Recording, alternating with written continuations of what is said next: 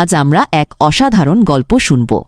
এমন এক গল্প যা আমাদের শেখায় যে ঈমান জন্মগত নয়, বংশগত নয়, এটা ব্যক্তির নিজের পছন্দ। একজন পিতা ছিলেন মদিনার মুনাফিকদের সর্দার, আর তার ছেলে ছিলেন রাসূলুল্লাহ সাল্লাল্লাহু আলাইহি ও সালাম এর একনিষ্ঠ সাহাবী। চলুন জেনে নিই এই অবিশ্বাস্য কাহিনী। মদিনায় হিজরতের পর রাসূলের আগমনে অনেকের মতো একজন নেতার স্বপ্ন ভেঙে চুরমার হয়ে যায়। তার নাম আব্দুল্লাহ ইবনে উবাই ইবনে সালুল। তিনি ছিলেন খাজরাজ গোত্রের প্রধান, মদিনার রাজা হওয়ার স্বপ্ন দেখতেন। কিন্তু ইসলাম এসে তার সব পরিকল্পনা নষ্ট করে দেয়। মুখে ইসলাম গ্রহণ করলেন, কিন্তু অন্তরে ছিল বিদ্বেষ, ষড়যন্ত্র আর মুনাফিকি। উহুদের যুদ্ধে ৩০০ সৈন্য নিয়ে ফিরে গেলেন। ইফকের ঘটনায় অপবাদ ছড়ালেন।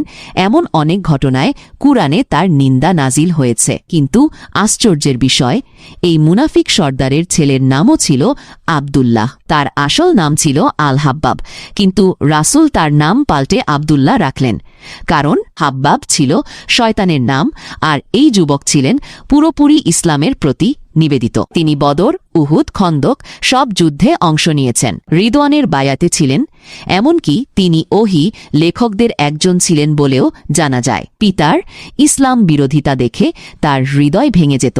একবার তো রাসূলের কাছে এসে বললেন, হে রাসূলাল্লাহ, আমার পিতা যা করছেন তার জন্য আমাকে অনুমতি দিন, আমি তার মাথা আপনার কাছে নিয়ে আসব। কিন্তু রাসূল দয়া করে বললেন, না, তাকে ছেড়ে দাও। সবচেয়ে হৃদয়স্পর্শী মুহূর্ত এলো তার পিতা আব্দুল্লাহ ইবনে উবাইর মৃত্যুর আগে। তিনি রাসূলের কাছে অনুরোধ করলেন তার জানাজায় নামাজ পড়াতে এবং নিজের জামা দিয়ে কাফন দিতে। তিনি দৌড়া এসে রাসূলের কাছে কান্নাকাটি করে বললেন, হে রাসূলাল্লাহ, আমার আব্বার জন্য দোয়া করুন।